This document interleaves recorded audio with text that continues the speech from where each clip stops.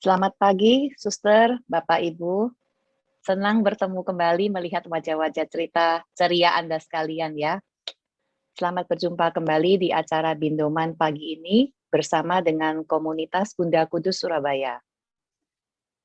Pagi ini kita akan belajar bersama dengan Pak Frans Kamarudin. Terima kasih Pak Frans sudah datang meluangkan waktu di acara Bindoman ini.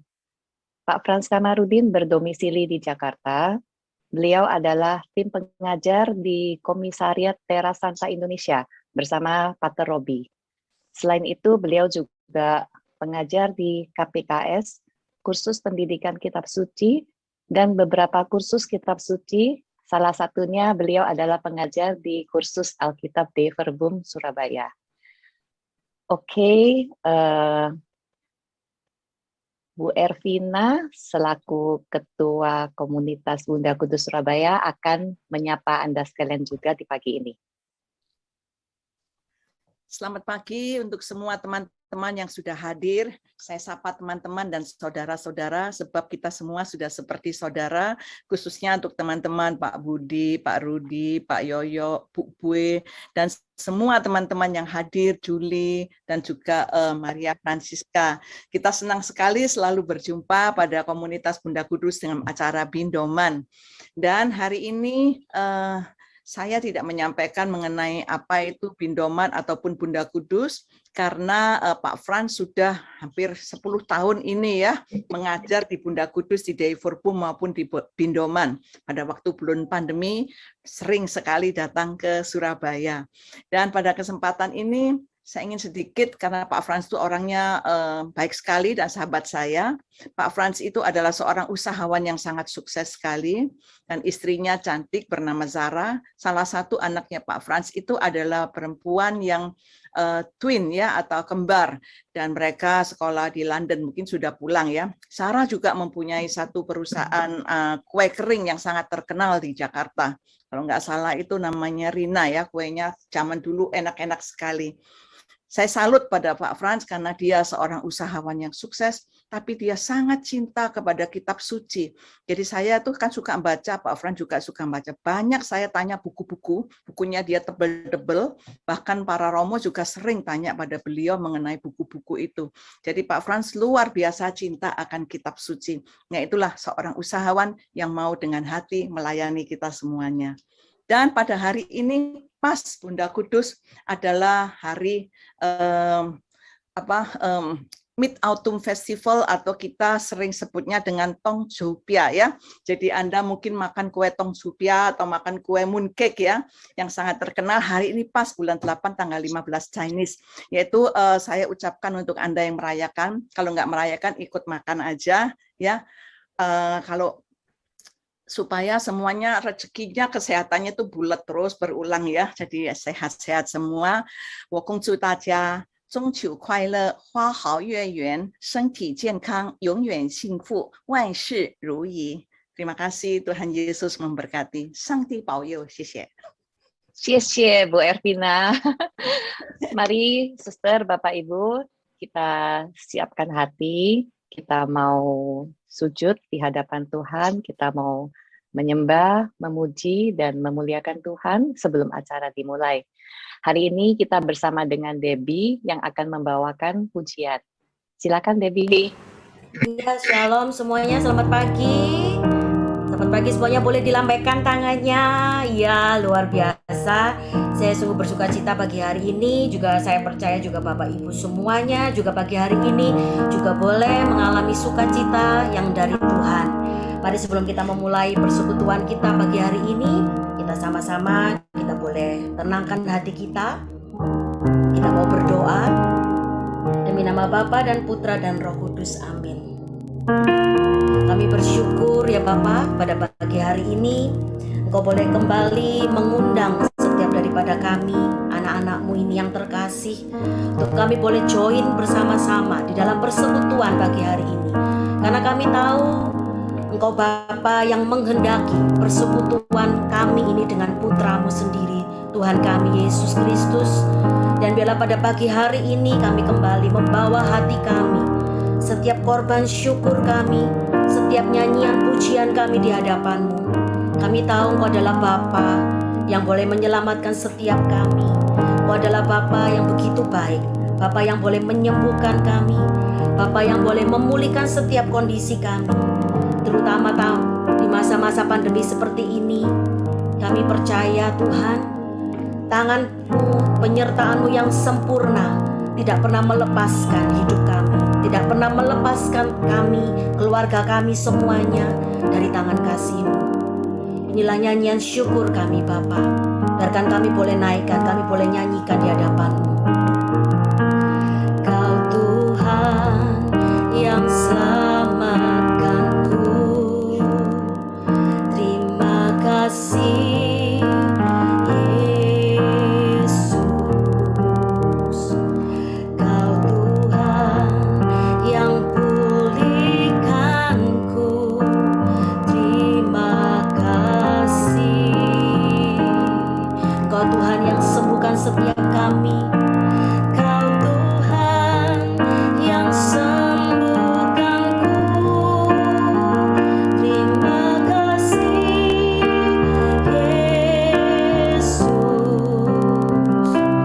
Kau Tuhan memberkatiku, terima kasih. Sama-sama kita menaikkan pujian syukur ini.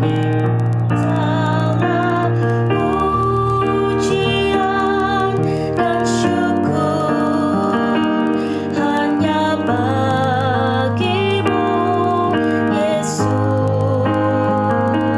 Dengan apakah ku balas kasih-Mu? Segala hormat dan kemuliaan hanya layak bagi-Mu. Ku sembah Yesus seumur hidupku. Sama-sama kita menaikkan pujian ini. Kau Tuhan yang selamatkanku. Katakan terima kasih Tuhan. Yesus. Kau Tuhan yang pulihkanku, terima kasih. Kau Tuhan yang sembuhkanku, terima kasih Yesus. Kau Tuhan memberkatiku, terima kasih. Kami naikkan syukur.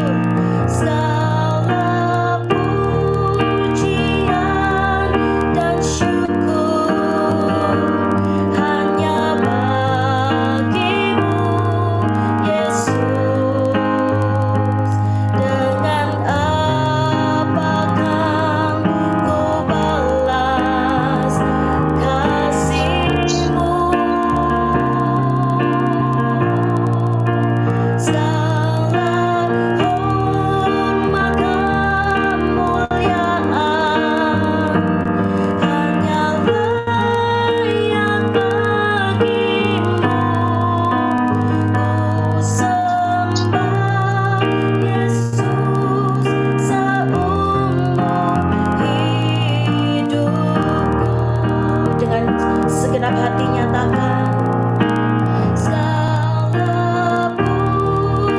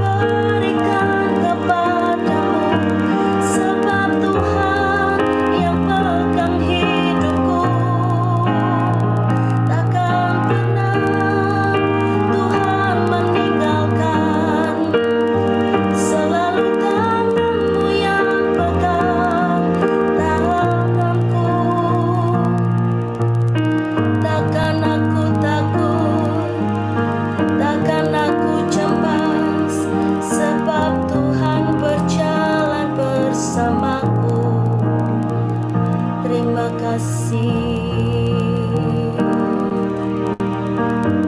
Kami bersyukur Bapa pagi hari ini. Benar-benar kami boleh terus merasakan kasih setiamu dalam hidup kami. Kau adalah Bapa yang sungguh indah, Tuhan yang layak untuk kami sembah sekarang dan untuk selama-lamanya. Sebab tangan-Mu tidak pernah meninggalkan kami, tangan-Mu tidak pernah melepaskan kami Tuhan. Ku sembah Kau ya Allahku, ku tinggikan nama-Mu selalu, tiada lutut dapat tahu menyembah Yesus Tuhan Rajaku. Kami mau terus menyembah-Mu pagi hari ini. Kami mau terus membawa hati kami, pikiran kami terus hanya tertuju kepadamu ya Bapa. Kau yang terindah di dalam hidup ini, tiada Allah Tuhan yang seperti Engkau, besar perkasa penuh kemuliaan.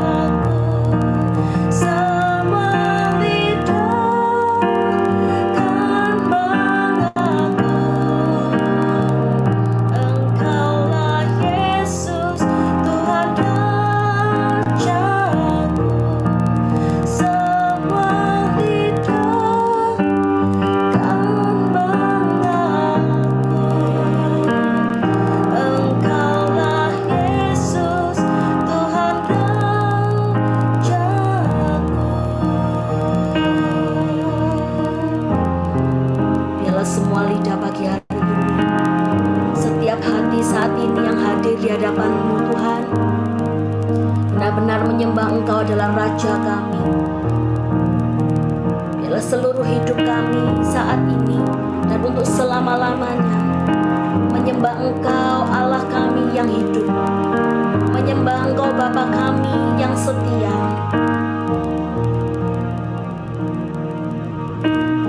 Terima kasih Bapa. Terima kasih. Kami boleh terus mengucap syukur. Kami boleh terus membawa hati kami di hadapan-Mu. Karena kami tahu Engkau adalah Bapa kami yang setia, yang selalu ada menemani kami di dalam suka dan duka.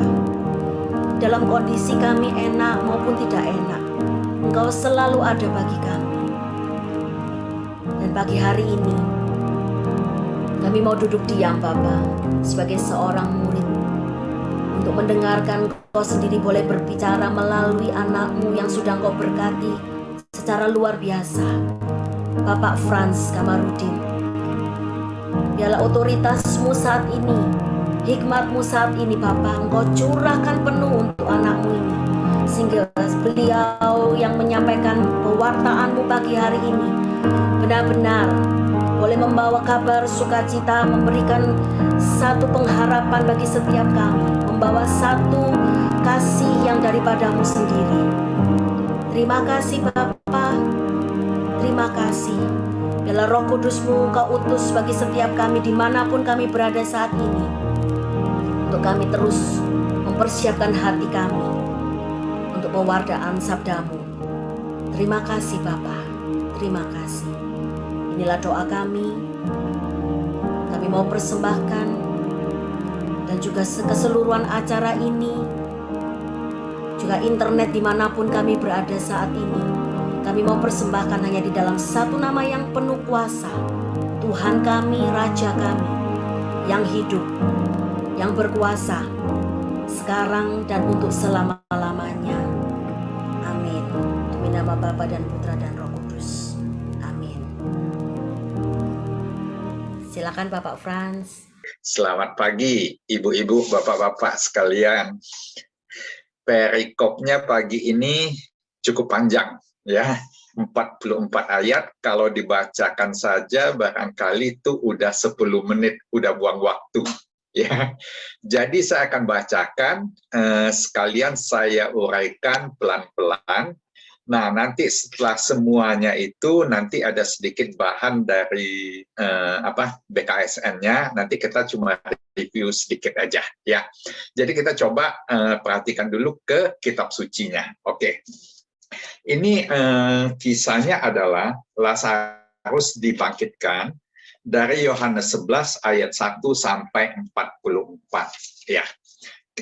Kita coba baca dulu dari ayat 1 sampai ayat 6. Nanti saya akan coba uraikan. Karena pengantarnya di sini adalah dari ayat 1 sampai ayat 6. Ya. Ada seorang yang sedang sakit. Namanya Lazarus dari Betania, desa Maria, dan saudaranya Marta. Maria ialah perempuan yang pernah meminyaki kaki Tuhan dengan minyak mur dan menyekanya dengan rambutnya. Lazarus yang sakit itu adalah saudaranya. Saya cut dulu ya. Jadi kalau kita perhatikan di sini ya, di sini dikatakan, dituliskan begini. Ada seorang yang sedang sakit, namanya Lazarus dari Betania, desa Maria, dan saudaranya Marta. Jadi Maria, Marta, dan Lazarus ini ya bersaudara. Maria ini beda dengan Maria Magdalena. Jangan disamakan. Ya. Nah, biasanya nih banyak yang kadang-kadang suka campur aduk nih, ya. Maria Magdalena dengan Maria ini disamakan. Ini beda. Ini Maria, Marta, dan Lazarus. Nah, dia tinggalnya di Betania. Nah, sedangkan Maria Magdalena itu dari kota Magdala, dekat Nazaret. Itu di utara, di Galilea. Sedangkan ini adalah di Yudea, ya, beda lokasinya. Nah, di sini dilanjutkan, Maria ialah perempuan yang pernah meminyaki kaki Tuhan dengan minyak mur. Nah, kisah Maria yang meminyaki kaki Tuhan dengan minyak mur ini nanti muncul di bab 12, ya. Jadi ini keterangan, ya, keterangan. Detailnya nanti di dalam bab 12, ya. Nah, dari sini kalau kita mulai baca kitab suci, kita mulai memahami, kita mulai mengerti, ya, bahwa apa? Kitab suci itu bukanlah satu kisah yang runut, ya. Jadi ada, ya, ada teologinya di situ, ya. Jadi kadang-kadang urutan itu disesuaikan dengan pesan yang ingin disampaikan oleh penulisnya, ya. Nah, dikatakan lebih lanjut di ayat ketiga, kedua perempuan itu pun mengirim kabar kepada Yesus, Tuhan, dia yang engkau kasihi sakit. Berarti apa? Maria, Marta, dan Lazarus ini punya hubungan yang dekat dengan Tuhan Yesus, ya, sehingga bisa mengirim pesan, ya, yang mereka katakan, Tuhan, dia yang engkau kasihi sakit, ya. Tetapi ketika Yesus mendengar kabar itu, ia berkata, penyakit itu tidak akan membawa kematian, tetapi akan menyatakan kemuliaan Allah, supaya melalui penyakit itu anak Allah dimuliakan. Ya. Jadi kalau kita perhatikan di sini, Yesus, ya, yang di dalam Injil Yohanes, ya, selalu katakan, Yesus tahu, ia tahu, ya, aku tahu, dan seterusnya. Ciri keilahian Yesus itu sangat kuat. Maka Yesus di sini mengatakan apa? Penyakit itu tidak akan membawa kematian, tapi nanti kemuliaan Allah akan dinyatakan, ya. Dan sesudah itu juga dikatakan apa? Anak Allah dimuliakan, dan seterusnya. Yesus memang mengasihi Marta dan saudaranya dan Lazarus. Namun setelah didengarnya bahwa Lazarus sakit, ia sengaja tinggal 2 hari lagi di tempat ia berada. Nah, di sini mulai masuk sesuatu yang menurut kita, orang awam, agak sedikit, saya mengatakan aneh, ya, out of context. Jadi mengatakan begini, ya, di ayat 5 dikatakan, Yesus memang mengasihi Marta dan saudaranya dan Lazarus. Namun setelah didengarnya bahwa Lazarus sakit, ia sengaja tinggal 2 hari lagi di tempat ia berada. Aneh kan? Maksudnya aneh begini, kalau, ya, Tuhan Yesus benar mengasihi Lazarus, ya, dia pasti begitu mendengar Lazarus sakit, dia langsung, oh ya, kita langsung berangkat. Dan ini juga sama dalam kehidupan kita sekarang ini. Kalau kita misalkan, ya, mendengar ada saudara kita yang sakit, orang tua kita yang sakit, ya, terima telepon, papa sakit, mama sakit, kita nggak mungkin bilang, ya udah, saya tunggu 2 hari lagi baru pulang. Ya, mau pekerjaan apapun juga, ya, pasti kita tinggalkan, karena itu orang yang kita kasihi. Tapi anehnya di sini, Yesus sengaja tinggal.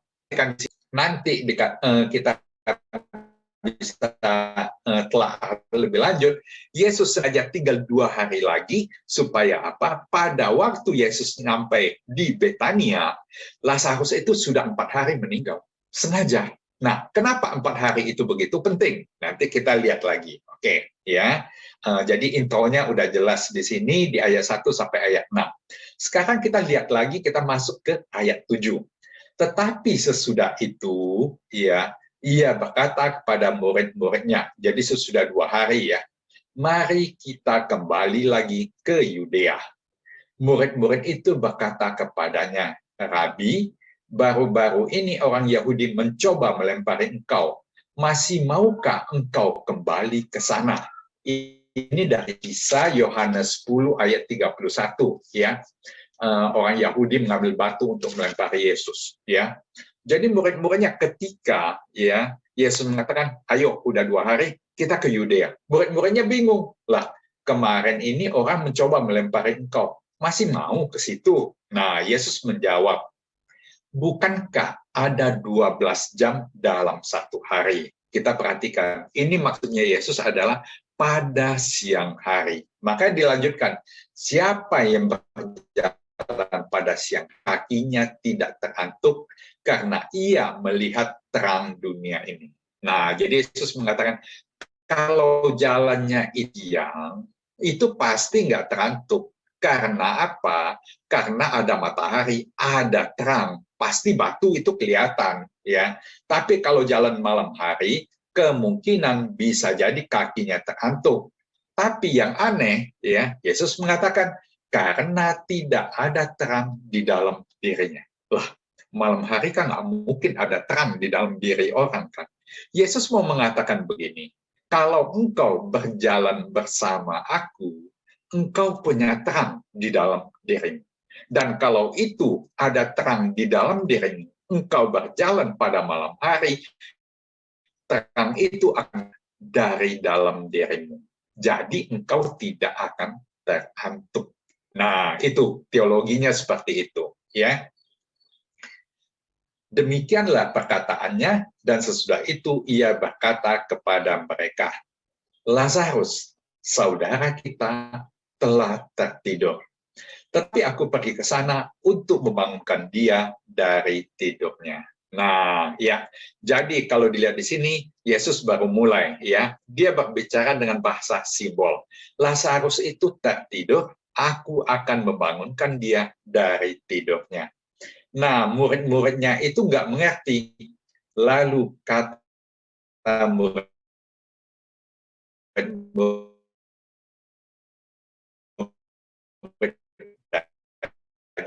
Kalau istirahat akan sembuh, ya, dia akan bangun, ya. Tetapi sebenarnya Yesus berbicara tentang kematian Lazarus, sedangkan sangka mereka Yesus berkata tentang tertidur dalam arti biasa. Karena itu Yesus berkata dengan terus terang, Lazarus sudah mati. Tetapi aku bersukacita, aku tidak hadir pada waktu itu. Nah, sekarang kita mulai melihat, ya, kenapa Yesus itu dikatakan dia sengaja tinggal 2 hari lagi di situ, ya. Nah, di sini kita mulai lihat clue-nya, petunjuknya.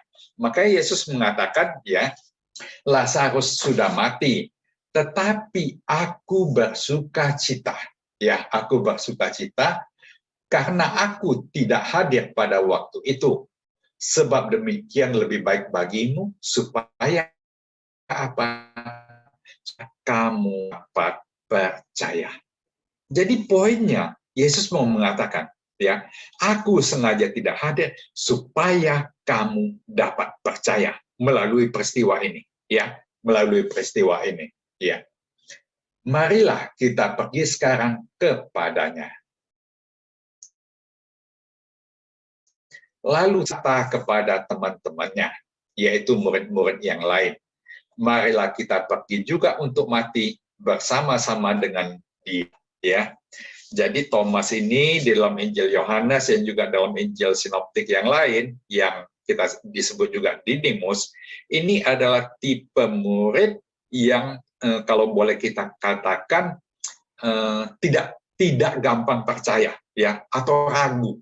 Dan dia juga yang mengatakan, kalau tidak kucocokkan, ya, jariku ke dalam lukanya, ke dalam lambungnya, aku tidak percaya. Nah, ini tipenya si Thomas, ya. Ini juga ketika itu di ayat 16 dia mengatakan, marilah kita pergi juga untuk mati bersama-sama dengan dia, ya.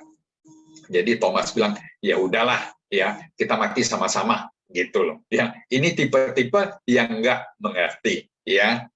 Nah, sesudah itu kita mulai lihat di sini di ayat yang ke-17 itu sampai 27. Ketika Yesus tiba, didapatinya Lazarus telah 4 hari berbaring di dalam kubur. Nah, Bapak Ibu bisa bayangkan Lazarus itu sudah 4 hari berbaring di dalam kubur, itu sudah mati. Kenapa begitu ditekankan yang tadi 2 hari, ya, Yesus tinggal di tempat dia berada, dan sesudah ini ditekankan lagi 4 hari Lazarus telah mati di dalam kubur, ya. Karena apa? ada satu kepercayaan bagi orang Yahudi. Kalau orang itu meninggal sampai 3 hari, rohnya itu masih bersama-sama dengan dia. Ya, masih bersama-sama dengan dia. Karena itu, ya, kalau sudah 4 hari, berarti orang itu benar-benar sudah mati. Jadi ini udah mati beneran, ya. Karena itu ditekankan di sini sudah 4 hari di dalam kubur, ya.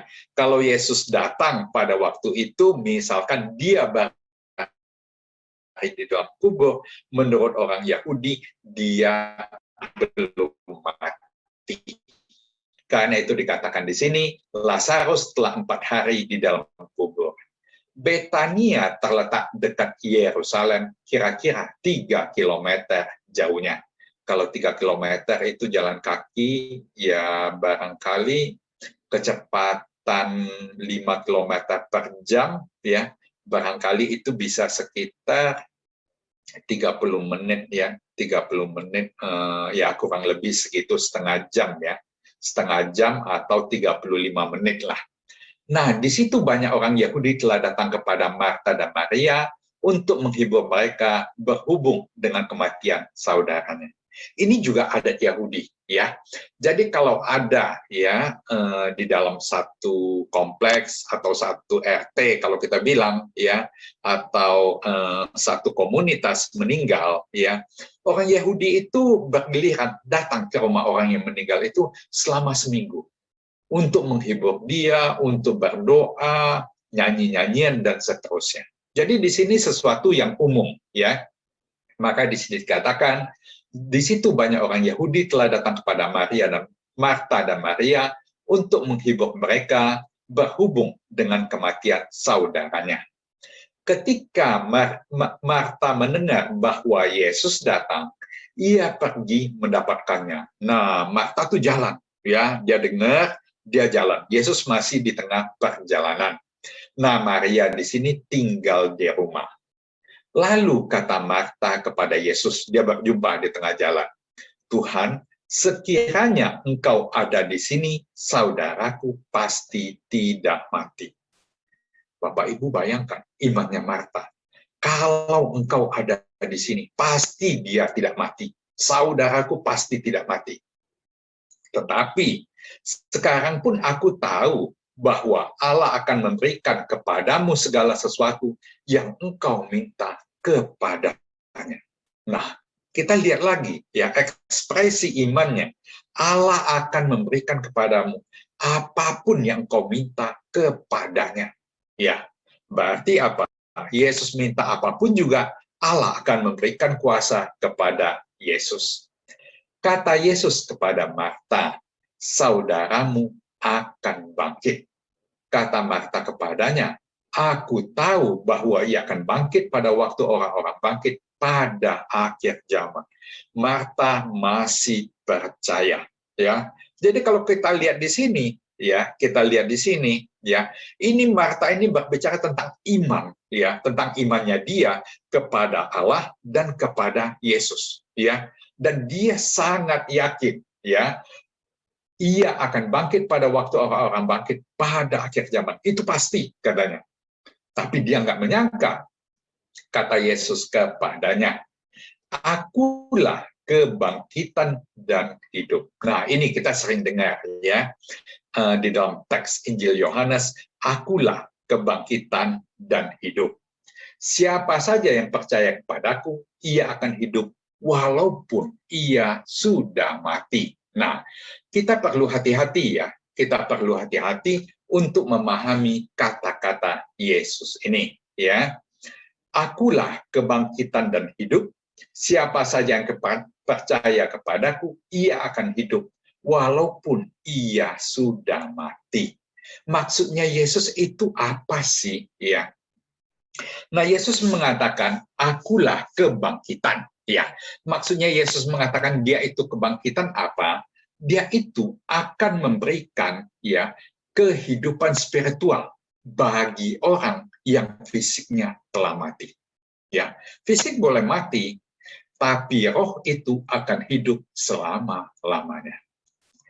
ini sebenarnya sesuatu yang nggak mudah kita pahami. Ya, saya sering menanyakan begini, pertanyaannya biasanya, kita ini makhluk jasmani yang punya rohani atau makhluk rohani yang punya jasmani? Nah, ini pertanyaan yang susah-susah gampang dijawab. Kita ini makhluk jasmani yang punya rohani atau makhluk rohani yang punya jasmani? Nah, ini dia. Ya, biasanya ketika kita masuk pertanyaan begini, kita tuh susah jawabnya. Karena apa? Begini. Yang pertama, kita harus pahami yang namanya rohani itu adalah kekal. Ya. Jadi kehidupan itu berlangsung terus-menerus. Dan sering kalau saya kan latar belakangnya teknik ya, ilmu pasti ya. Ada satu ya di dalam ilmu fisika ya, teori yang mengatakan bahwa apa ya, yang namanya energi itu kekal. Energi itu tidak bisa hilang, tapi berubah bentuk. Nah, jadi kita tahu ya, roh itu kekal. Ya, roh itu kekal. Kalaupun misalkan kita sekarang ini ya, pasti akan meninggal. Yang namanya jasmani punya umur atau keterbatasan dalam umur ya. Karena apa? Sel-sel kita bertambah tua ya, tidak ada regenerasi dan satu saat pasti akan hilang ya, jasmani itu hilang. Tapi yang namanya rohani itu tetap untuk selama-lamanya. Itu tetap untuk selama-lamanya. Karena itu ya, saudara kita misalkan dari agama Buddha ya, agama Buddha atau Konghucu, mereka kan percaya tentang lahir kembali. Betul enggak? Mereka itu percaya ya. Karena apa? Mereka percaya yang akan lahir ya. Tapi kalau kita sudut pandangnya berbeda ya. Ketika jasmani kita ini hancur, meninggal, kita akan kembali ya. Kita akan kembali kepada yang ilahi. Nah, itulah kekal ya. Itulah yang dinamakan kekal. Nah, karena itu Yesus mengatakan, ketika dia mengatakan akulah kebangkitan, dia itu memberikan kehidupan rohani, spiritual ya, bagi fisik yang telah mati. Jadi itu untuk selama-lamanya bagi yang percaya kepadanya. Nah, dan dia mengatakan akulah kebangkitan dan hidup. Maksudnya hidup apa? Ya, dia itu akan memberikan kehidupan, tidak mengizinkan kematian. Ya, kematian apa? Apakah fisik? Bukan. Kematian spiritual menyentuh bagi yang percaya kepadanya. Ya. Jadi di sini ketika Yesus berbicara akulah kebangkitan dan hidup, dia itu mau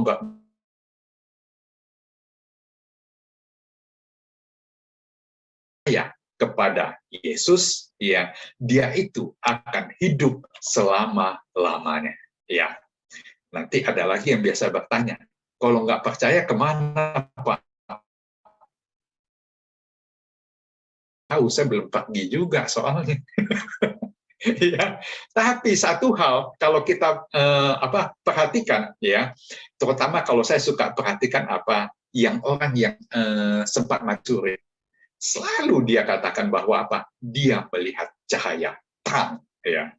Ya, dan dalam Injil Yohanes selalu di awal dikatakan terang itu telah datang ke dunia. Dan juga kalau kita lihat juga ya dalam peristiwa dalam doa Rosario ya, ada peristiwa terang ya. Jadi ini bukan sesuatu yang mengada-ada, ini memang kenyataannya memang seperti itu. Cuma ketika Yohanes ini memang teorinya agak sedikit rumit ya, saya katakan begitu ya. Jadi kita untuk memahaminya perlu agak berhati-hati ya. Maka Yesus menjawab, akulah kebangkitan dan hidup. Siapa saja yang percaya kepadaku, ia walaupun ia sudah mati. Maksudnya Ya apa? Hidup secara rohani spiritual selama-lamanya, walaupun hidupnya sudah mati. Dan setiap orang yang hidup dan yang percaya kepadaku tidak akan mati selama-lamanya. Nah, dia ulangi lagi, dia tegaskan, percayakah engkau akan hal ini? Nah, Marta menjawab di sini, ya Tuhan, aku percaya bahwa engkaulah Mesias, anak Allah yang akan datang ke dalam dunia. Pengakuan iman, ya, pengakuan iman Marta. Yang tadinya dunia yang dia harapkan bahwa Lazarus itu tidak akan mati, ya, dan dia itu berbicara tentang akhir zaman. Sesudah Yesus menerangkan tentang hal ini, dia mengatakan, ya Tuhan, aku percaya. Nah, sesudah berkata demikian, ia pergi memanggil saudaranya Maria dan berbisik kepadanya, Guru ada di sana dan ia memanggil engkau. Marta bilang ke Maria, ketemu di situ, ketemu Yesus. Mendengar itu, Maria segera bangkit lalu pergi mendapatkan Yesus. Tetapi waktu itu Yesus belum sampai di desa itu. Ia masih berada di tempat Marta menjumpai dia. Jadi Yesus masih di tengah perjalanan. Ketika orang-orang Yahudi yang bersama-sama dengan Maria di rumah itu untuk menghiburnya, melihat bahwa Maria bangkit berdatangi, dia menyangka bahwa dia pergi ke kubur untuk beratap. Ini ada istiadat orang Yahudi, ya. Jadi mereka kadang-kadang juga ke kubur untuk menangisi saudaranya yang telah meninggal, ya. Setibanya Maria di tempat Yesus berada dan melihat dia, dan kata kepadanya, Tuhan, sekiranya engkau ada di sini, saudaraku pasti tidak mati. Maria mengulangi lagi apa yang tadi kita sudah baca diucapkan oleh Marta. Ketika Yesus melihat Maria menangis, dan juga orang-orang Yahudi yang datang bersama-sama dia, maka sedihlah hatinya. Ia sangat terharu dan berkata. Nah, kita mulai lihat di sini, ya. Di dalam kitab suci, ya, kita sering mendengar, ya, Yesus menangis, Yesus iba hatinya, Yesus masgul hatinya, dan seterusnya. Ini teks ini, kata-kata seperti ini mau mengatakan apa sih kepada kita? Apa? Di sini, ya, biasa penginjil mau menekankan Allah itu ikut campur, ikut serta dalam, ya, istilahnya kesakitan penderitaan manusia. Ini yang mau ditekankan. Karena itu apa? Di sini dikatakan sedihlah hatinya. Ya, sedih di sini bukan cuma, ya, bukan cuma dia menangis, sangat terharu dan seterusnya, tapi memang dia ikut serta dalam penderitaan Maria dan Marta yang kehilangan saudaranya.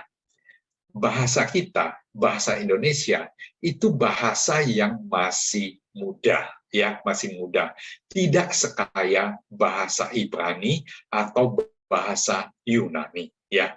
Nah, kalau di sini dikatakan sedihlah hatinya, sangat terharu, bukan cuma apa ekspresi yang kelihatan oleh Yesus, akan tetapi lebih kepada apa? Perasaan dari dalam, ya. Jadi Yesus itu benar-benar larut di sini. Makanya dia berkata, di manakah kamu baringkan dia? Jawab mereka, Tuhan, marilah dan lihatlah. Tuhan, lihatlah. Lalu menangislah Yesus. Nah, kita di sini ekspresinya mencapai puncaknya. Yesus menangis. Dia larut, ya. Dia sangat-sangat sedih, ya. Sangat-sangat sedih. Kata orang-orang Yahudi, lihatlah, ia sungguh mengasihi dia.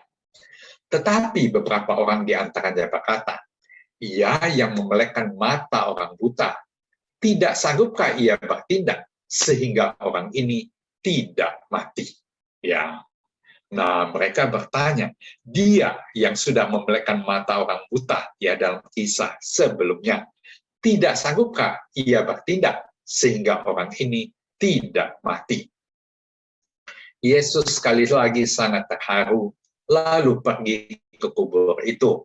Kubur itu adalah sebuah gua yang ditutup dengan batu. Ya, itu mirip juga nanti kubur Yesus juga seperti itu, gua yang ditutupin batu. Ya, kata Yesus, angkat batu itu. Marta, saudara orang yang meninggal itu, berkata kepadanya, Tuhan, ia sudah berbau, sebab sudah 4 hari ia mati. Sudah 4 hari pasti, ya. Istilahnya kalau kita bilang, ya mungkin sudah mulai darahnya itu sudah mengalir, cairan tubuh dan seterusnya. Jawab Yesus, bukankah sudah kukatakan kepadamu, jikalau engkau percaya, engkau akan melihat kemuliaan Allah. Nah, di sini Yesus mengingatkan lagi, jikalau engkau percaya. Mereka pun mengangkat batu itu. Lalu Yesus menengadah ke atas dan berkata, Yesus berdoa, Bapa, aku mengucap syukur kepadamu karena engkau telah mendengarkan aku. Perhatikan Bapak Ibu ya, doanya. Yesus cuma mengatakan, aku mengucap syukur kepadamu karena engkau telah mendengarkan aku. Apakah Yesus sudah berdoa menghidupkan Lazarus? Belum. Tapi Yesus mengucap syukur, aku karena engkau telah mendengarkan aku. Berarti apa? Ada satu relasi yang sangat dekat, yang sangat erat antara Bapa dan Yesus. Ya, nah ini mulai ya kalau kita lihat dari awalnya Injil Yohanes antara apa yang diutus dan yang mengutus. Bahkan nanti kalau nggak salah di bab 17 ya, di situ juga dituliskan ya, di situ dikatakan supaya apa para murid dan semua orang tahu Bapa di dalam aku dan aku di dalam Bapa. Ya, jadi ini satu kesatuan.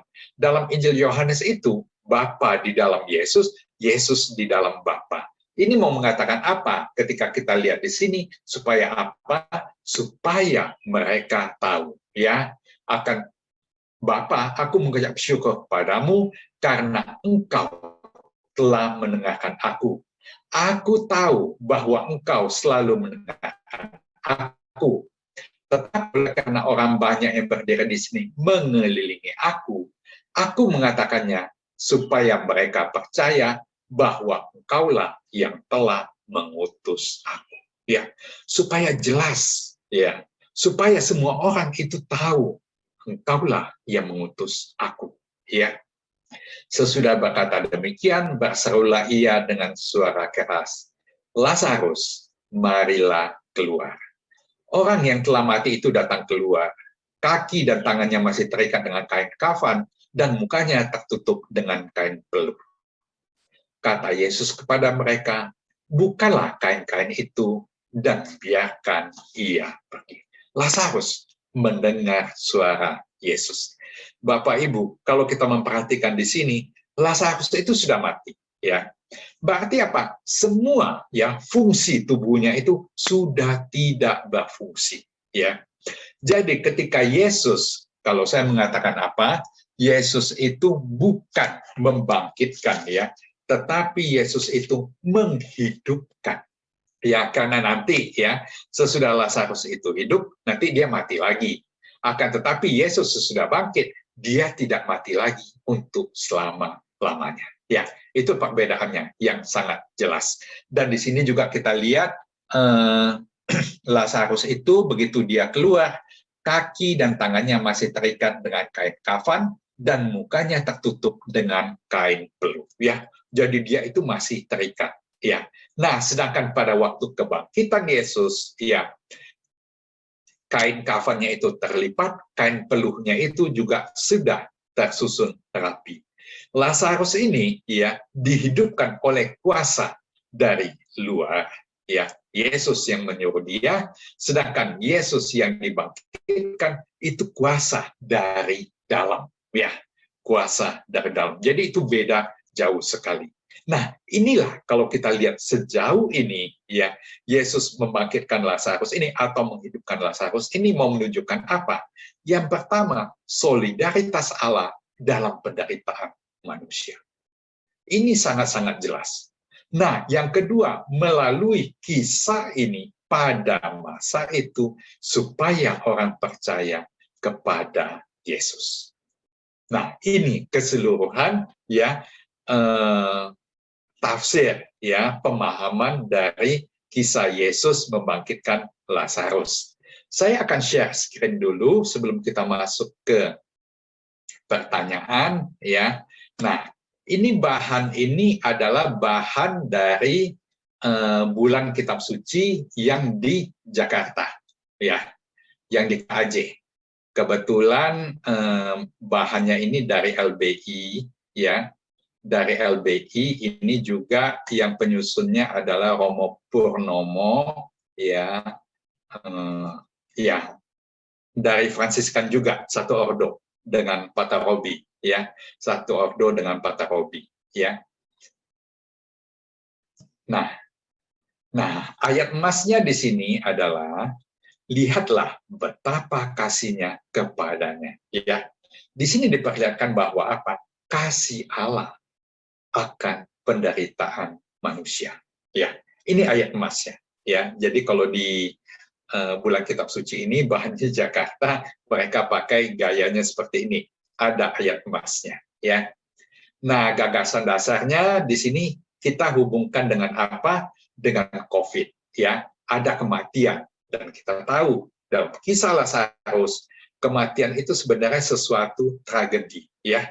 Karena apa? Memisahkan manusia dengan orang yang dikasihinya untuk selama-lamanya ya. Jadi putus ya.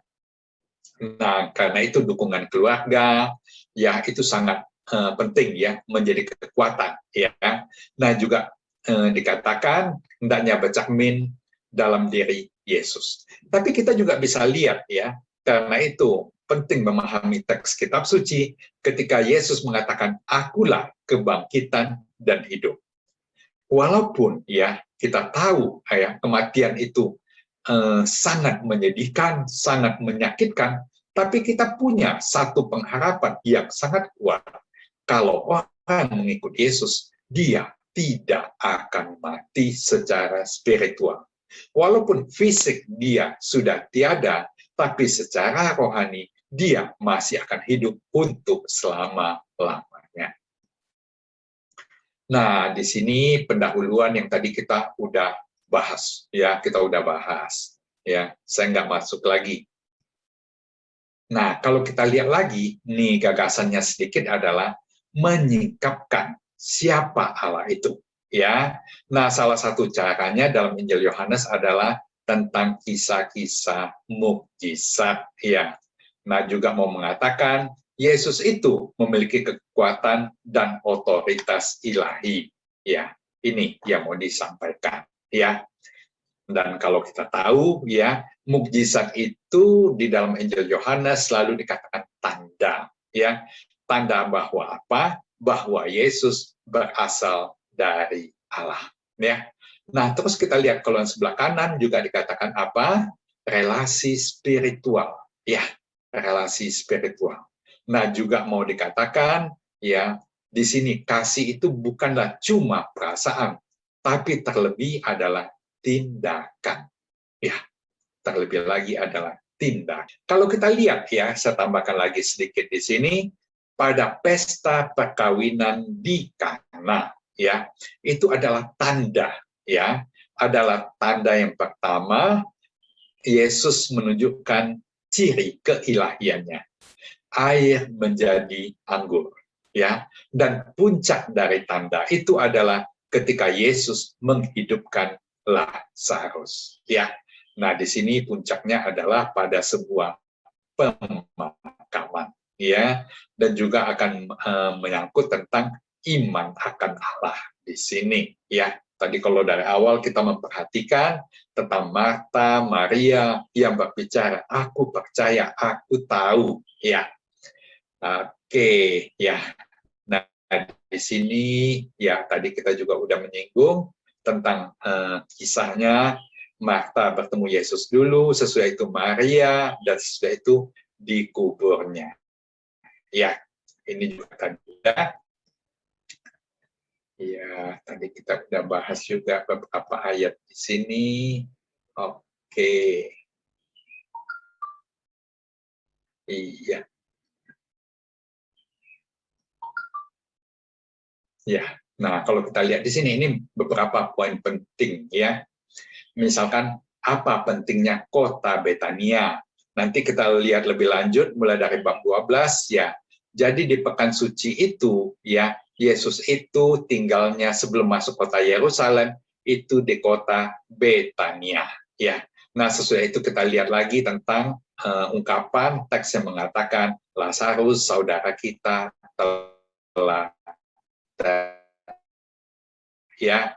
Nah, terus mau diingatkan kepada kita bahwa apa? Percaya kepada Yesus merupakan jalan satu-satunya menuju kebangkitan dan kehidupan ya. Maka di dalam Injil Yohanes juga kita tahu ada teks ya yang mengatakan akulah jalan kebenaran dan hidup. Nah, itu menyangkut ya iman atau percaya kepada Yesus ya. Ini juga tadi kita udah bahas juga ya.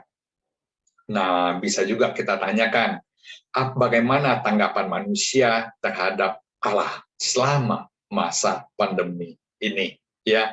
Biasanya banyak orang yang bertanya ya, banyak orang yang bertanya atau barangkali ada yang biasanya unek-uneknya muncul ya. Dia mengatakan Allah kemana aja ya, kenapa banyak orang ya, banyak orang yang meninggal, banyak orang yang menderita karena pandemi ini, Allah seolah-olah tidak mau ikut campur ya. Kita harus pahami satu hal Bapak Ibu ya, selama kehidupan di dunia yang sudah ribuan tahun ya, kita nggak tahu lah berapa ribu tahun atau berapa puluh ribu tahun ya, bahkan kalau boleh kita bilang 100-200 tahun terakhir aja begitu banyak wabah penyakit yang terjadi di dunia dan banyak orang yang telah meninggal ya. Apakah kehidupan dunia berhenti? Enggak, masih berjalan terus sebagaimana apa adanya. Apakah Allah lepas tangan? Enggak. Apakah Allah campur tangan?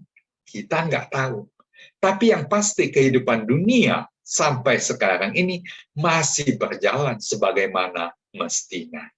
Campur tangan Allah itu kadang-kadang kita tidak menyadari. Ya, saya mengatakan tidak menyadari. Ya, karena apa? Misalkan, dari salah satu data yang saya baca 100 tahun yang lalu, itu ada barangkali jutaan orang yang meninggal juga karena wabah flu hitam atau apa di Spanyol. Kita ingat kasus Ebola, kita ingat kasus HIV/AIDS, dan kita ingat lagi banyak kasus-kasus yang lain yang banyak mengakibatkan kematian manusia. Kalau kita bertanya, apakah penyebabnya dari Allah? Pasti kita semua bilang, enggak. Kalau gitu penyebabnya dari mana? Dari manusia. Iya. Penyebabnya dari manusia sendiri. Nah, disinilah kita mulai melihat, ya, ada yang namanya hukum alam, ya, hukum alam, ya. Misalkan kalau kita, ya, dalam situasi, ya, dalam kehidupan kita sehari-hari, ya, misalkan aja, kalau kita menyeberang jalan, ya, pada jalan yang ramai, misalkan, kita tidak hati-hati, kita ditabrak mobil atau motor, ya. Misalkan kakinya patah. Apakah itu rencana Allah? Enggak. Ya, memang kita yang kurang hati-hati. Nah, akibatnya apa? Yaitu kaki kita patah. Nah, karena itu dalam kehidupan di dunia ini, ya, ketika kita melihat, ya, kita melihat yang ilahi atau Allah, saya selalu mengingatkan, ya, yang namanya, ya, kehidupan manusia itu punya keterbatasan. Karena itu, kalau kita menjalankan hidup kita harus menjalankannya dengan sebaik mungkin dan sehati-hati mungkin. Karena apa? Kalau kita berbuat sesuatu yang negatif, akibatnya juga pasti akan balik kepada kita. Ya, ada pepatah kalau dalam bahasa Indonesia, ya, siapa menabur angin akan menuai badai. Ya, akan menuai badai. Ya, nah hukum-hukum alam seperti ini akan berjalan terus-menerus. Ya, sama. Kalau ada misalkan orang, ya, ada orang yang sakit, ya, misalkan ada yang sakit, misalkan sakit CA, stadiumnya stadium lanjut, ya, dia bisa sembuh, bisa, saya katakan bisa, ya, akan tetapi, ya, harus dipahami, dia bisa sembuh kalau kondisi fisiknya bagus. Tapi kalau kondisi fisiknya itu memang sudah menurun terus, agak sulit untuk sembuh secara atau agak sulit untuk pulih. Karena apa? Allah juga tidak pernah menentang, menurut saya, ya, kodrat alam. Ya, selalu seperti itu. Ya, bukan berarti orang yang sangat percaya, sangat beriman, dia akan hidup terus-menerus. Secara jasmani pun dia tetap akan meninggal. Ya, jasmani punya keterbatasan. Itulah hukum alam. Ya, tapi Allah ikut serta dalam kehidupan kita untuk selama-lamanya. Iya. Karena apa? Dia sangat mengasihi manusia. Nah, inilah yang biasanya, ya, yang biasanya di dalam kitab suci atau di dalam ajaran gereja selalu dikatakan, ketika manusia jatuh dan jatuh dalam dosa, Allah tetap mengasihi manusia. Karena itu, dia mengutus Yesus kepada kita untuk apa? Menyelamatkan kita. Supaya apa? Jangan mati secara spiritual. Ya, fisik boleh mati, rohani harus tetap berada bersatu dengan Allah. Iya. Nah, kita udah selesai ya, Bapak Ibu. Ternyata waktunya hampir pas ya. Hampir pas 45 menit, saya nggak tahu, barangkali lebih sedikit ya. Mudah-mudahan ya tadi ya penjelasannya cukup jelas, tapi kalau ada yang mau ditanyakan, saya persilakan. Ya, silakan Bapak Ibu. Mau lewat chat juga boleh, atau raise hand langsung juga boleh. Silakan. Ibu Vera. Setelah orang meninggal, itu rohnya langsung terpisah dari badannya atau tunggu 3 hari. Nah, ini ya, kita mulai bicara alam yang nggak kelihatan. Ya, alam yang nggak kelihatan. Jawabnya susah-susah gampang. Ya, jadi begini, kalau sesudah 3 hari itu menurut kepercayaan orang Yahudi. Nah, ini loh kepercayaan orang Yahudi. Tapi buat kita orang Indonesia atau barangkali ya kita orang Tionghoa, ya sebagian Tionghoa mungkin agak sedikit berbeda ya. Nah, kenapa perbedaan itu bisa terjadi? Yang pertama, ini kan kepercayaan, susah dibuktikan ya. Dari beberapa kasus. Nah, saya bilang kasus ya, yang saya cukup tahu lah, pokoknya begitu. Ya, saya nggak perlu kasih tahu caranya gimana gitu. Ya, yang pertama ya, kalau orang itu sudah siap untuk dipanggil, nah biasanya yang udah usia lanjut ya, usia lanjut dan seterusnya, pada waktu dia meninggal, ya pada waktu dia meninggal, ya itu rohnya dalam beberapa jam aja itu bisa langsung pergi. Langsung. Nggak ada lagi di tubuhnya. Ya. Akan tetapi, buat orang yang masih punya keterikatan, ya, misalkan seorang ibu yang masih muda, dia meninggalkan anaknya yang berumur 2 tahun, 3 tahun. Itu lama. Dan anaknya kita tahu kadang-kadang sering ya anak-anak umur segitu ya kadang-kadang pagi atau malam ya dia sering mengatakan, oh mama datang ke situ, rohnya masih ya. Dan itu kadang-kadang bisa butuh waktu itu sampai kalau kita mengatakan 40 hari bisa seperti itu, ya. Dan bahkan kalau keterikatannya itu begitu kuat, mungkin itu bisa lama. Nah, itulah yang kadang-kadang kita perlu doakan supaya apa? Cepat kembali kepada Bapa, ya. Jadi memang bicara tentang roh ini nggak gampang, ya, nggak gampang.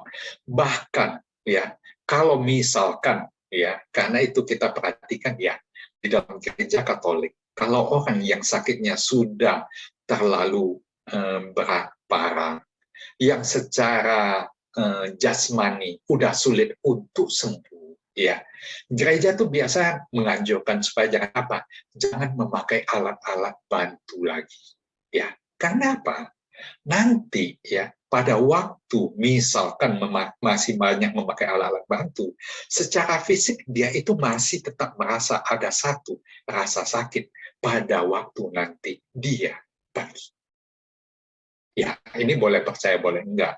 Tapi kemungkinan itu bisa terjadi, ya. Karena itu gereja menganjurkan, ya. Kalau memang secara fisik jasmani udah terlalu berat, lebih baik kita relakan alat-alat bantu mungkin dicopot supaya apa, ya. Orang yang sakit itu bisa tenang menghadap Allah. Jalannya itu secara rohani lebih tenang. Nah, mungkin itu yang bisa saya sampaikan, ya, Bu Vera, ya. Ya, kita jangan masuk lebih jauh lagi, nanti lebih repot, ya. Saya kasih tahu itu aja. Lebih repot, ya. Karena itu bagaimanapun juga orang-orang yang telah meninggal, dan terutama barangkali, ya, saudara kita, ya, yang masih punya, ya, beban atau apa, rajin-rajinlah didoakan. Bawakan selalu dalam wujud-wujud doa kita setiap hari, ya. Kalau bisa diikut sertakan dalam misa, lebih baik, ya, lebih baik, ya. Oke, nah ini ada pertanyaan lagi dari Bu Erni. Sebentar, ya. Ya, ini dari Bu Erni. Jika terjadi kecelakaan atau sakit akibat kesalahan manusia, apakah ini juga seizin Tuhan sehingga terjadi? Ya. Nah, ini jadi maksudnya begini, ya. Saya ngasih tahu dulu kenapa kita sering menyinggung tentang seizin Tuhan. Ya. Apakah memang Tuhan memberi izin atau enggak? Ya, kita nggak tahu loh. Ya, kan nggak ada stempelnya. Oh, ini izin Tuhan atau enggak, ya. Nah, kenapa kita sering mengutip, ya? Apakah ini seizin Tuhan atau enggak? Karena apa? Ini dari kitab Ayub. Nah, titik tolaknya dari kitab Ayub. Karena apa? Kalau nanti kita baca kitab Ayub, ya, Tuhan itu mengizinkan setan untuk menguji Ayub. Itu loh. Jadi penderitaan Ayub itu karena apa? Karena iblis atau setan yang diizinkan oleh Tuhan. Tapi kan kitab Ayub itu kan bukan kisah nyata. Ya, itu kitab kebijaksanaan, ya, kitab kebijaksanaan yang mencoba menjelaskan bagaimana, kenapa orang saleh bisa menderita. Dan akhirnya apa? Ya, ketika Ayub bertemu dengan Allah, ya, dengan Yahweh di situ, ya, Ayub akhirnya mengakui, aku nggak ngerti apa-apa sih sebenarnya. Nah, itu baca, ya, penutupnya di situ. Aku nggak ngerti apa-apa sebenarnya, gitu loh. Nah, jadi ceritanya itu, intronya itu, ya, mau menjelaskan kenapa penderitaan itu ada. Tapi nanti di akhirnya mau dikatakan apa? Penderitaan itu banyak hal yang tidak pernah dipahami oleh manusia. Jadi penderitaan itu mungkin memang untuk apa? Pendidikan kita, mendidik kita, mungkin juga untuk mendewasakan kita, mungkin juga banyak hal-hal yang lain. Ada masalah penderitaan, nanti kita baru mengerti apa? Nanti belakangan, ya, Udah 5 tahun lewat, 10 tahun lewat, lagi merenung. Oh, ternyata itu loh maksud Tuhan. Ya, tapi pada waktu ada masalah, kitanya ngomel panjang pendek. Doanya udah macam-macam gitu loh, ya. Tapi ini semua dalam kehidupan, ya, memang seperti itu, ya. Memang seperti itu. Oke, ya. Nah, ini ada pertanyaan lagi nih dari chat. Ya, sebentar saya bacakan. Nah, ada yang belajar dulu bahwa manusia itu terdiri dari tubuh, jiwa, dan roh. Tapi belakangan saya mendengar bahwa Katolik percaya bahwa manusia itu terdiri dari tubuh dan roh. Mohon penjelasan karena ada orang sakit jiwa. Ya, jadi sebenarnya teologi Katolik dasarnya adalah tubuh dan jiwa. Cuma dua. Ya, ini teologi Katolik. Tubuh dan jiwa. Nah, di dalam jiwa itu ada roh. Nah, trikotomi ini, tubuh, jiwa, dan roh ini, ya, sebenarnya baru belakangan ini muncul, ya, belakangan ini muncul. Dan kadang-kadang kita juga mengenal di dalam aliran karismatik ini memang dibedakan. Tetapi secara umum teologi Katolik itu membagi dua, tubuh dan jiwa. Roh itu masuk di dalam jiwa. Nah, selain roh lagi, di dalam jiwa itu ada apa? Yang namanya yaitu pikiran, kehendak, dan macam-macam. Jadi orang sakit jiwa itu bukan rohnya yang sakit, tapi mungkin apa? Pikirannya, kehendaknya, emosinya. Nah, itu loh. Itu yang dikatakan, ya, sakit jiwa, ya, sakit jiwa. Jadi jasmaninya, tubuhnya itu nggak apa-apa. Jiwanya itu apakah rohnya? Enggak. Tapi itu yang namanya pikiran, kehendak, dan macam-macam lah di situ. Nah, kita mulai mengerti sekarang. Karena apa? Ya, kalau kita perhatikan juga, kadang-kadang orang yang sakit jiwa itu dia juga bisa tenang, tapi ketika ada yang menstimulan, nah dia mulai gangguannya seperti itu. Ya, nah itu yang kita harus mengerti. Ya, ada lagi mama saya sakit usia 83 tahun, berulang kali minta mati. Dosa enggak? Karena jadi bersungut-sungut dan tidak bisa bersyukur. Ya, kalau orang tua umur 83 tahun, ya, dia bersungut-sungut karena sakit, ya saya bilang sih masih normal-normal aja lah. Ya, ya, jangan terlalu dimasukkan di hati. Karena apa? Nah, ini ya, manusia itu ya, walaupun umurnya ada 60, 70, 80, ya contoh paling gampang, ya, umur yang 60 masih merasa umurnya 30, masih semangat. Ketika dia loncat atau apa, jatuh, kakinya patah. Ya, dia ngomel-ngomel. Lah, fisik itu semua punya keterbatasan, ada limitnya. Ya, semua ada limitnya. Nah, ini sama ya, ketika misalkan mama sakit usia 83 tahun, apa? Berarti apa? Dia ngomel-ngomel, ekspektasinya itu masih banyak.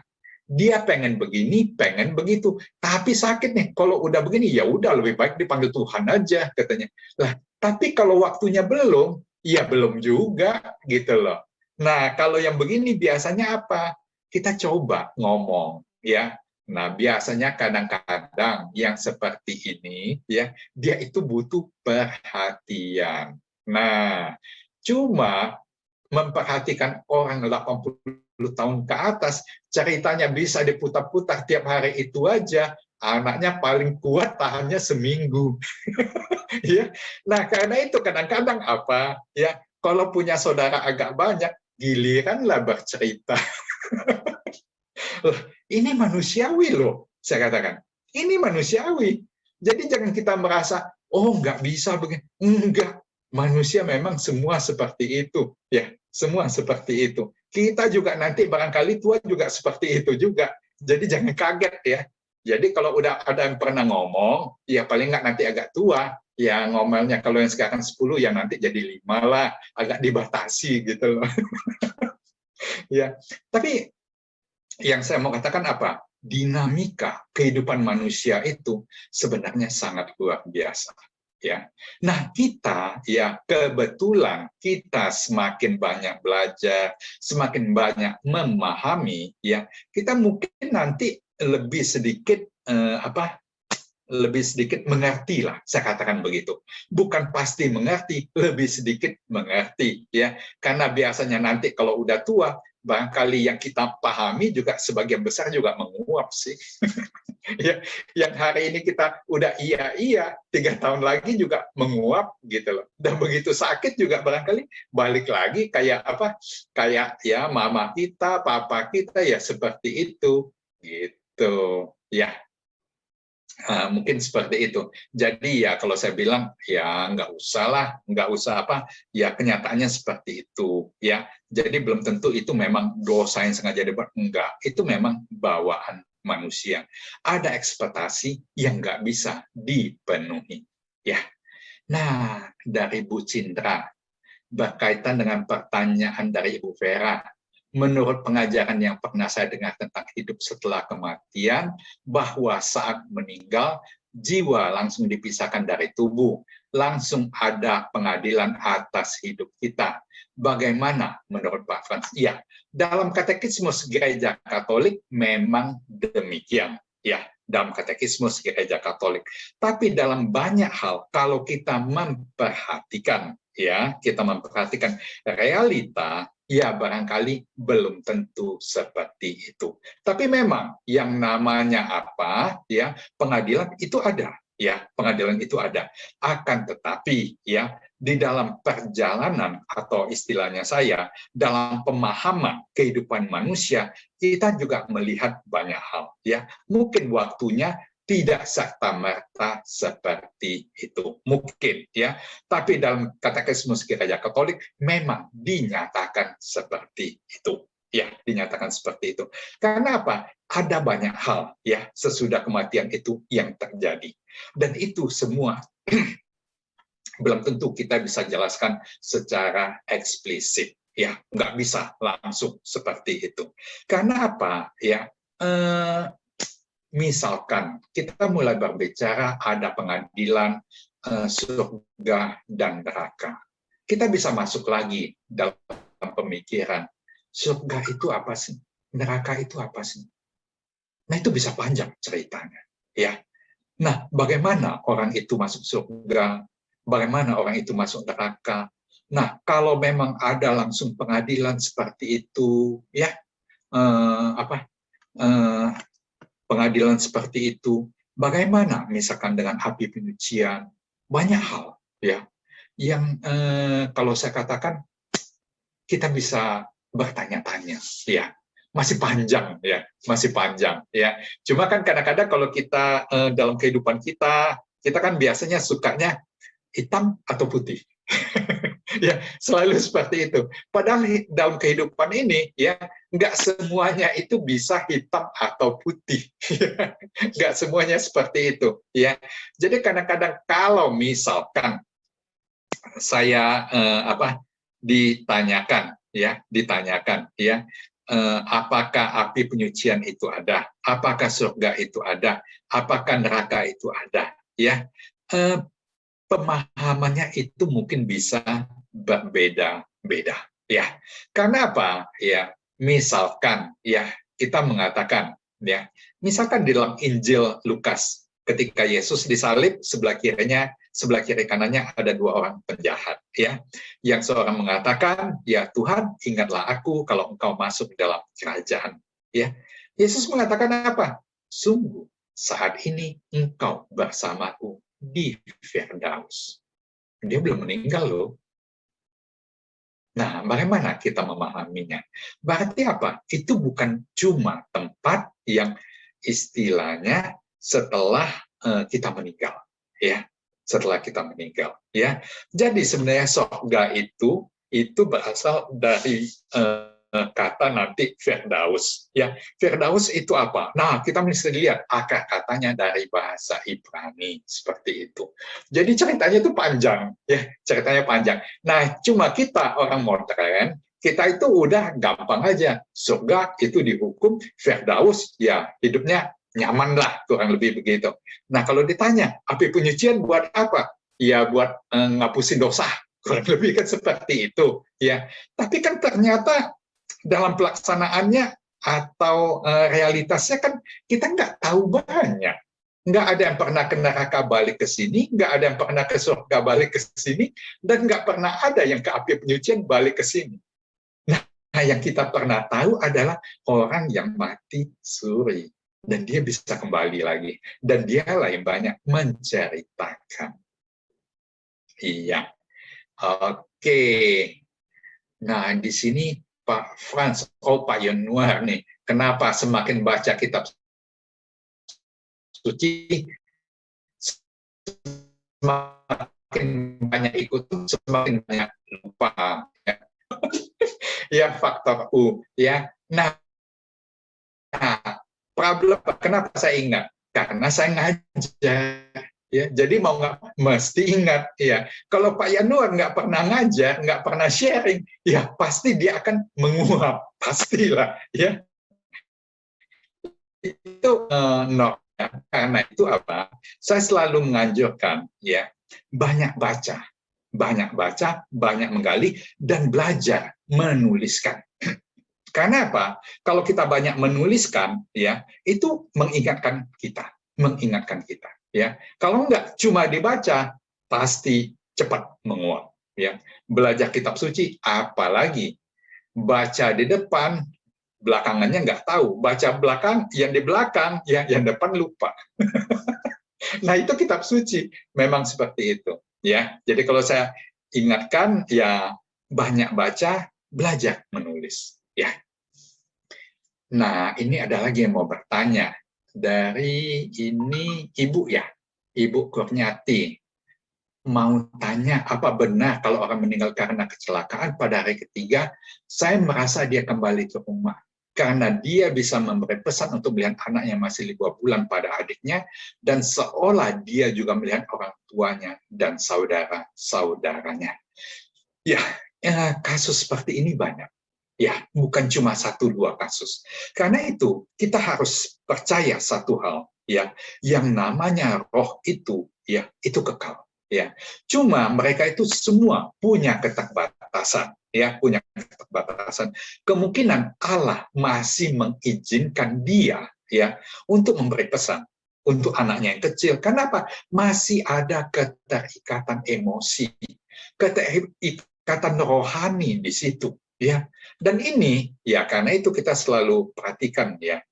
Manusia itu ya kalau secara rohani, secara emosi dia udah terputus ya, nggak ada hubungan, walaupun berada secara fisik sedekat apapun, nggak pernah bisa connect, nggak pernah. Akan tetapi kalau orang yang terpisah jarak ya ribuan kilometer, tetapi secara rohani, secara emosi dia masih dekat, ya jarak itu tidak masalah. Apalagi sekarang ini. Ya, yang namanya Zoom meeting, ya satu di London, di Amerika, Australia, Jakarta, gampang banget, ya. Saya kalau telepon anak saya, gampang banget pakai WhatsApp call, udah gitu loh. Seolah-olah ya udah dekat aja kayak di rumah, cuman kita nggak bisa noel-noel aja kan. Ya tapi kita dekat gitu loh. Nah cuma kalau secara emosi kita itu udah jauh, walaupun secara fisik kita dekat, itu nggak ada apa istilahnya, nggak ada hubungan sama sekali ya. Nah ada lagi kalau orang sakit yang sudah tidak bisa makan tapi jantungnya masih kuat, jadi disonde kasih makan lewat selang. Nah ada yang bertanya ini dosa atau enggak? Sebenarnya kalau ini enggak, karena apa ya, jantungnya itu masih kuat. Nah ini yang biasanya secara jantung jasmani dia itu masih kuat. Nah, fisiknya itu butuh fisik makanan. Ya udah sonde. Karena nggak mungkin kita nggak kasih makan, akan biarkan dia mati kelaparan kan. Malah itu lebih berdosa sebenarnya. Ya, cuma memang kadang-kadang kalau kejadian seperti ini, kadang-kadang kita, aduh, gimana ya? Nah, inilah. Jadi saya kadang-kadang mengatakan apa? Hidup manusia itu semuanya dilematis. Ya, semuanya dilematis. Ya, nah kita harus belajar bisa memilah-milah seperti itu. Ya, memilah-milah. Sejauh kita masih punya niat yang positif, ya, kita tetap mendekatkan diri kepada Allah, ya, berdoa untuk misalkan apakah itu mama kita, ya, supaya Allah melimpahkan kasih kepadanya. Oke-oke aja saya bilang, ya. Karena kan kadang-kadang kita nggak mengerti kehendak Allah. Ini sama kisah Lazarus, ya, kisah Lazarus.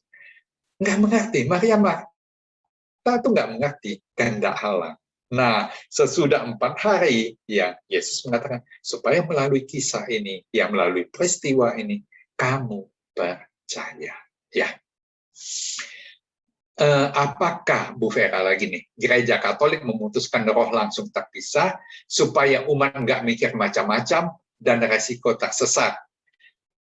Bisa jadi, tapi kemungkinan ini teologinya memang sudah agak lama.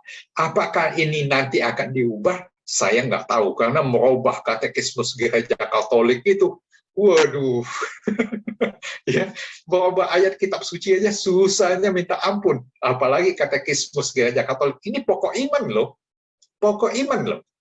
Karena apa? Dulu di gereja Katolik aja, ya, yang namanya, ya, kita misalkan, ya, dikremasi, itu dulu nggak diizinkan.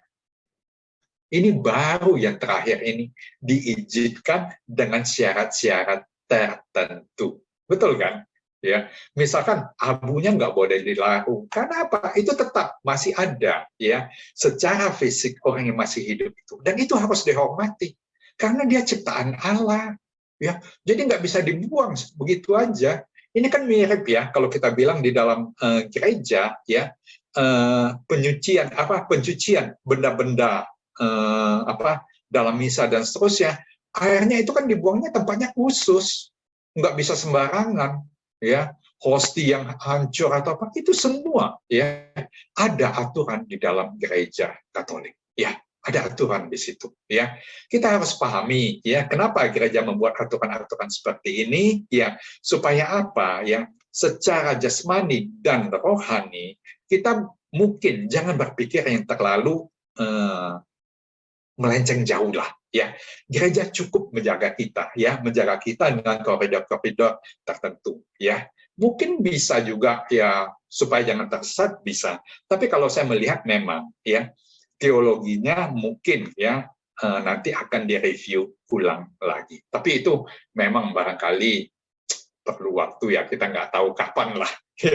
Gereja Katolik kelihatannya cukup kokoh berpegang, ya. Tapi maksud saya, sejauh ini menurut saya ajaran di dalam gereja Katolik sinyalnya semuanya positif, bagus, ya. Ada sedikit-sedikit perbedaan dengan realita, itu pasti. Kenapa? Kalau kita bicara kehidupan sesudah kematian, ya, tidak ada seorang pun yang pernah mengalami kecuali Yesus dan kembali ke dunia, ya. Oke, ternyata menarik juga, ya.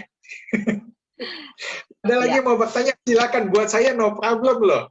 Saya itu pernah mengajar non-stop di Zoom meeting 3,5 jam.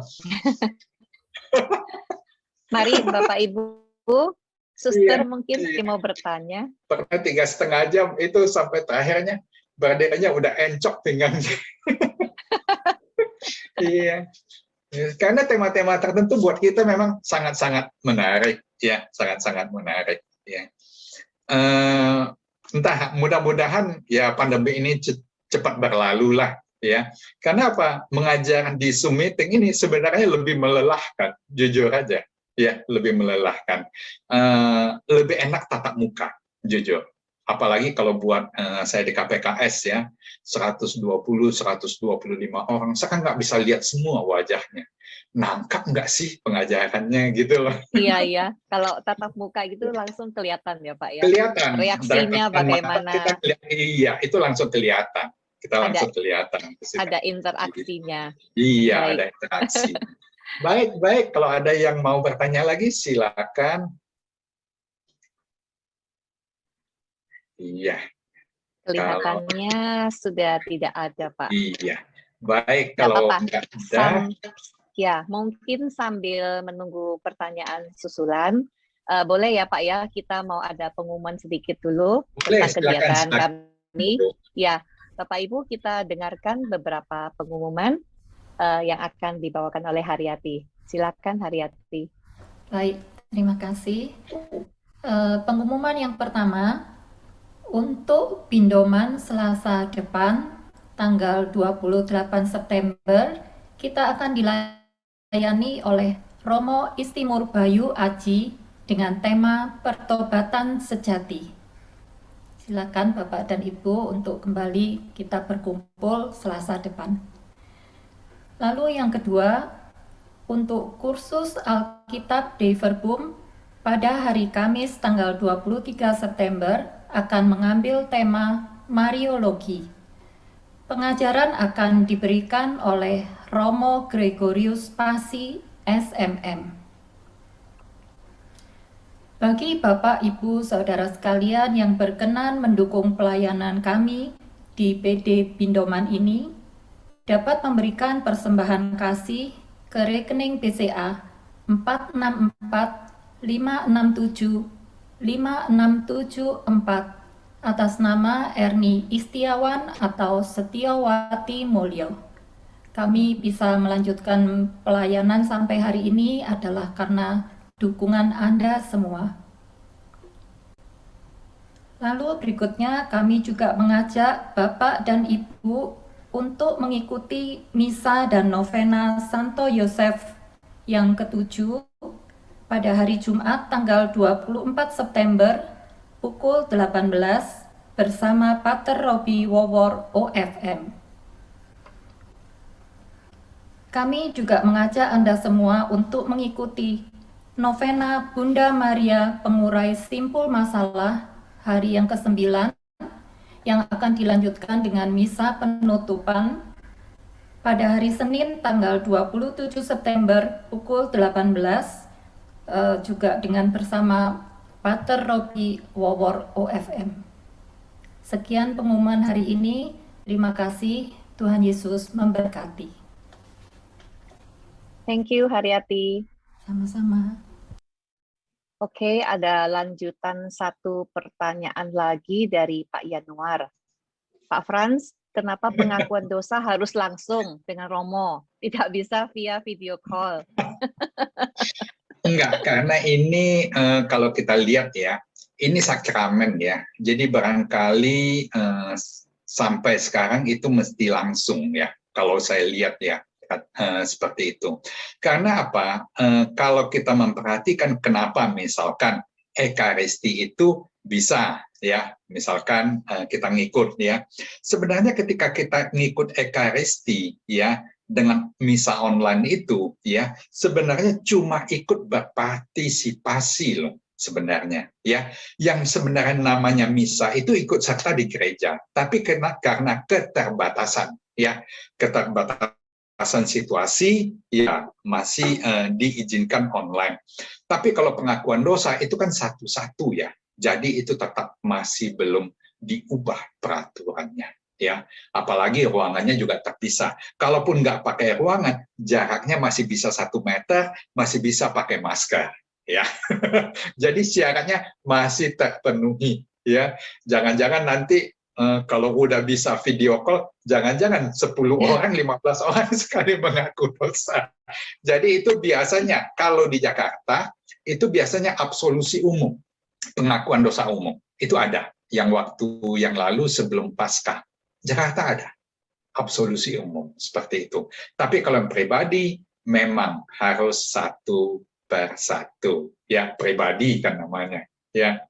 Oke, baik. Baik. Kelihatannya pertanyaan Pak Yanuar adalah pertanyaan terakhir. Iya. Terima kasih atas sesi pagi ini, Pak Frans. Terima kasih, semoga Pak Frans keluarga tetap sehat selalu dan tetap rajin di pelayanan sehingga menjadi berkat buat banyak orang. Makasih. Terima kasih, Bu. Pak Frans, boleh kita tutup acara hari ini? Tolong doa penutup dan nanti akan dilanjutkan dengan pujian penutup. Baik, mari Bapak Ibu kita tundukkan kepala, kita berdoa bersama-sama. Bapa yang penuh kasih, Bapa yang kami kenal dalam nama Yesus. Terima kasih ya Bapa, atas segala penyertaan-Mu di dalam kehidupan kami sampai pada siang hari ini. Terima kasih atas kasih-Mu yang selalu menyertai kami. Sertai kami selalu ya Bapa dalam kehidupan kami, dalam masalah-masalah yang kami hadapi, dalam pandemi yang masih terus berjalan. Tuntun kami, lindungi kami, pimpin kami selalu, agar kami bisa tetap dekat kepadamu dan bisa merasakan kasih-Mu. Kami percaya ya Bapa, walaupun kami tidak melihat-Mu, kami percaya bahwa Engkau selalu menyertai kami. Engkau mengasihi kami, anak-anak-Mu. Terima kasih ya Bapa atas segala kasih-Mu. Terpujilah Engkau selama-lamanya. Kemuliaan kepada Bapa dan Putra dan Roh Kudus, seperti pada permulaan, sekarang selalu panjang segala abad. Amin. Dalam nama Bapa dan Putra dan Roh Kudus. Amin. Amin. Ku mau selalu bersyukur sebab cinta-Mu takkan pernah berubah. Hatiku percaya walau bumi bergoncang, gunung-gunung beranjak, namun kasih setia-Mu tak pergi dariku. Mari sama-sama saat ini, sebelum kita berpisah satu dengan yang lain, kita menaikkan satu pujian, satu ini kita percaya bahwa Tuhan selalu menjadi kekuatan kita. Amin. Tuhanlah kekuatan dan mazmurku, Dia gunung batu dan keselamatanku. Hanya padamu hatiku percaya, Kaulah menara dan kota perlindungan. Sama-sama katakan, ku mau selalu bersyukur sebab cinta-Mu padaku takkan pernah berubah. Hatiku percaya walau bumi bergoncang, gunung-gunung beranjak, namun kasih sayang-Mu tak pergi dariku. Ku mau selalu bersyukur sebab cinta-Mu padaku takkan pernah berubah. Hatiku percaya walau bumi bergoncang, gunung-gunung beranjak, namun kasih setia-Mu tak pergi dariku. Kasih setia-Mu tak pergi dariku. Kasih setia-Mu tak pergi dariku. Puji nama Tuhan, kita boleh berikan sorak-sorai buat Tuhan kita dan juga lakukan sharingnya pada siang hari ini. Terima kasih semua. Terima kasih Pak Fris. Selamat siang. Iya, selamat siang Bapak Ibu. Terima kasih. Thank you Pak buat Sarah, Pak Fran. Yuk, terima kasih Bu Agnes. Terima kasih. Yuk.